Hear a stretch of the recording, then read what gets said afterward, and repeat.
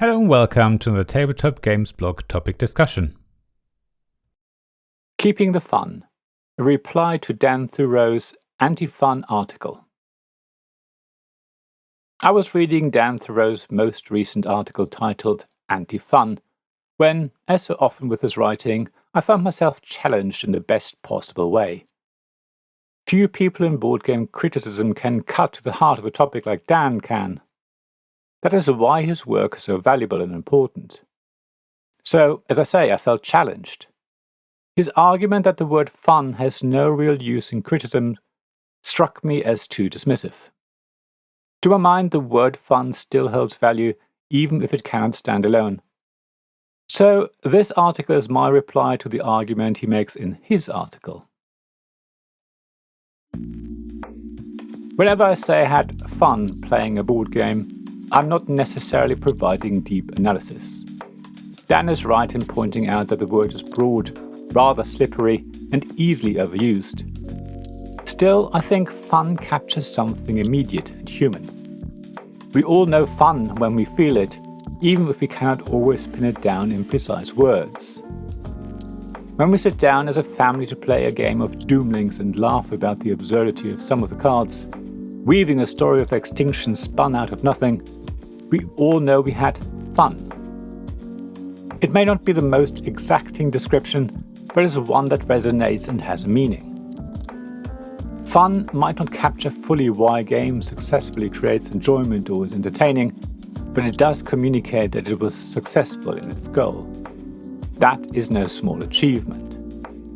A game that can make people laugh, smile, or stay engaged until the very end has achieved something important. In that sense, fun is a useful shorthand, one that tells readers of my reviews something about the experience the game creates, even if the term leaves questions unanswered and requires me to add more detail. When relatives or friends ask me to recommend a game to them, they rarely begin with questions about complexity or theme. More often they ask whether I think it would be fun for them. Fun is often the doorway into that conversation. Of course, not all games are intended to be fun in the same way. Some are serious, somber, or challenging. Yet without the word fun, the language of criticism risks losing the warmth of enjoyment, especially for those games whose primary goal is to bring fun and laughter to the table. Of course, fun comes in different flavors, and that's where the fuzziness begins. I might find a game of Pax Pamir to be fun, but that's not the same kind of fun as a chaotic card play of Doomlings. One demands focus, planning and strategy, while the other is light-hearted, silly and often absurd. Yet both can still be described as fun, even though the experiences could not be more different. The word stretches to cover both, but it does so because enjoyment in its many forms sits at the center of play. That does not mean I would use the word fun in the same way in both of my reviews. If I told someone who knew Pax Pamir that I thought it was a fun game, they might look at me oddly, unsure whether I was making fun of them. They might expect me to describe it as tense, challenging, or perhaps even draining. However, I would have no hesitation calling Doomlings a fun game, and I'm confident most people would understand exactly what I meant. Fun here communicates something useful, even if it remains a broad term. That, I think, is where Dan's argument begins, and is also where I start to disagree with him. His article takes the word fun apart, describing in all its various meanings until nothing is left. By the end, the word feels empty and useless. That emptiness supports the rest of his discussion and his ultimate conclusion. Yet, how he got there doesn't feel right to me. I think it could weaken his overall points and his findings, which I largely agree with. You should definitely read his article. However, I feel that any term can be dissected to ad absurdum, so let me illustrate what I mean. Dan suggests a number of terms that are more useful than fun. So let me take profundity as an example.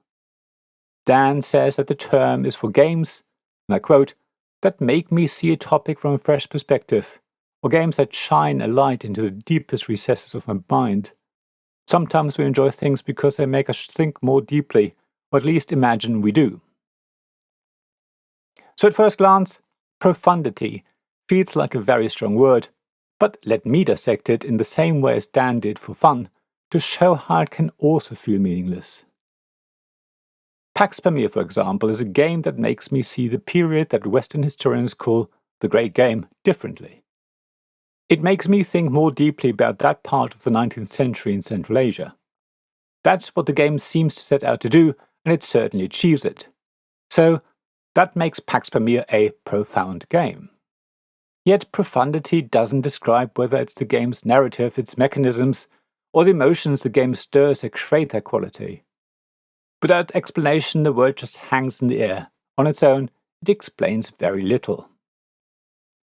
If profundity means depth of thinking, then games like chess or Go are also profound. If it applies to games that make me see a topic from a fresh perspective, then games like Fetching Feathers or Wingspan could also count, because they make me look at birds in a different way. Of course, I wouldn't actually say that Fetching Feathers or Wingspan are profound games, just like I wouldn't call Pax Pamir fun. I'm merely trying to show that the term profundity can be dismantled, stretched, and dissected in the same way that Dan took the meaning of fun and made it meaningless.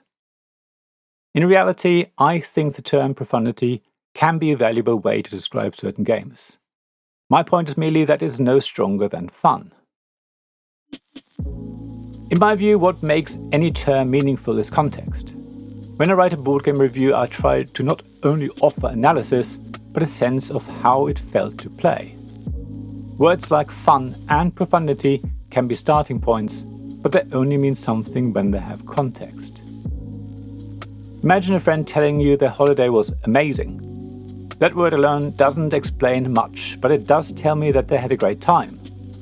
At the same time, it doesn't mean that I would have found their holiday just as amazing as they did. Or consider a meal. If I say it was delicious, the word tells you something real, even if it leaves questions. It might have been delicious because of the flavor, the texture, the presentation, or maybe even the company at the table. Without further explanation, I cannot tell which. Yet I still know that the experience was positive, which is an important piece of information. Removing delicious from my vocabulary would not make me a better food critic, just as calling a holiday good isn't as meaningful as calling it amazing. It is the same with board games. A review that exclaims a game is fun or profound is not failing, so long as it is not the only conclusion it draws. The richness of criticism lies in combining words and layering meaning, not reducing our vocabulary. A thoughtful review might say a game was fun, and then go on to describe how its mechanisms create tension, how its art adds atmosphere, and how its design reflects certain ideas. Fun is not the full picture, but it belongs in the frame. In this way, fun is not an enemy of meaningful criticism, but a partner. What I value most in board game reviews is how they describe the experience and emotions a game creates. Reviews that never evaluate the fun a game creates miss the mark in my view, and risk sounding as if they are written about artifacts rather than actual gameplay experiences. That doesn't mean that every game must be fun. Some games are meant to lack fun. Instead, they're meant to be serious, another term that can feel vague. A review should explain why these games lack fun and focus on the serious points they make. Yet fun, or its lack, is like a thread that ties together different fabrics of play. In closing, let me repeat how much I respect Dan Thurot and his articles. They never fail to make me think, and this piece is no exception. My response is offered in that spirit as a sign of how valuable his writing is to the community. While I focused on fun in this article, which is my reply to his post, I also completely acknowledge that his discussion makes many important points. The terms he mentions and suggests are important ones that I will consider more carefully in my own reviews going forward. His articles give me plenty of food for thought.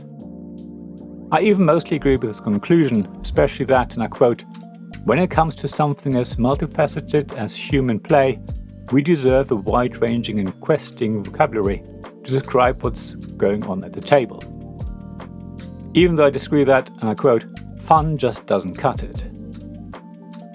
The word fun may not be the whole story, but together with other words, it helps us capture the full richness of play.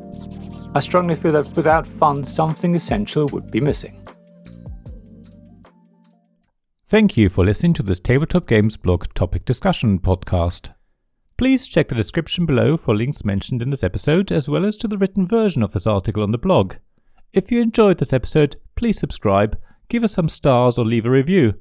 Please also tell your friends about me, and if you want to offer financial support, check out my Patreon and Ko-fi pages, links to which you'll find in the blog at tabletopgamesblog.com. So thank you again for listening, and I hope to see you again soon. This podcast was made possible by the generous help of my supporters.